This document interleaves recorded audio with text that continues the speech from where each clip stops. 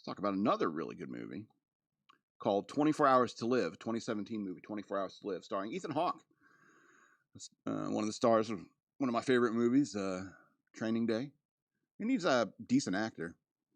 And this movie's pretty wild. He's a contractor, like ex-military, operative kind of guy. But now he's working for a private contracting firm and doing like wet work and dirty business of I forget the name. It was like Red Rock or something like that he was working for.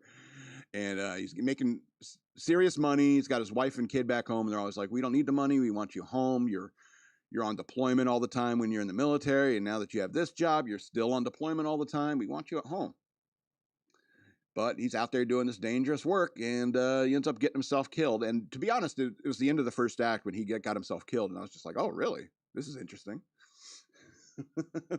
Is it 24 hours already? It's only like 20 minutes in the movie, and Ethan Hawke just got shot like twice in the chest, like in the 10 ring.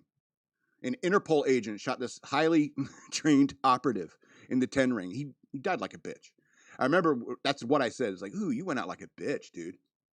A female Interpol agent, like he's like coming at her across the car. She ducks down, rolls under the car, comes out the other side, and he's pa. She takes two right in the heart in the 10 ring and dies. Then he wakes up. And there's a doctor. He's freaking out, and they're giving him injections, and so they're trying to get this information he had out of his head. They ask him questions and so forth, and they get what they needed out of him. And then his friend's there, and he's like, "Yeah, the company's been working on this procedure where they can, basically bring somebody back to life, but it's only like for 24 hours." And so it's a one-way trip. We just needed the information from you, but you're never leaving this room, because you're going to spend the rest. I can have the doctor come in and give you some medication and make it easy, but we just needed that information. That's why we brought you back to life.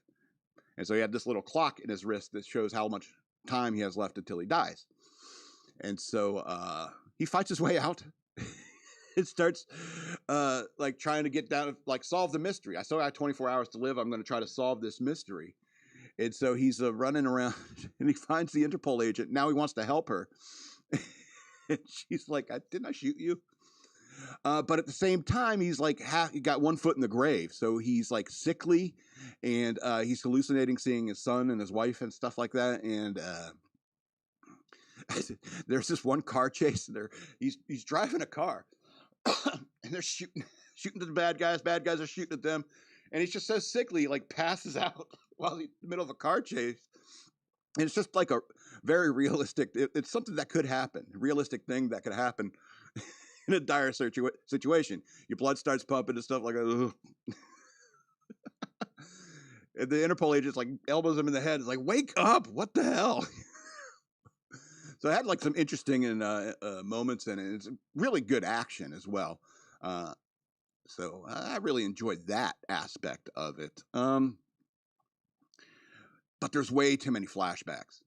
That's kind of the problem with this film. It's like, you're jumping back to a conversation he had with his wife, which is actually referring to a conversation he had with his wife at a different flashback and stuff like that.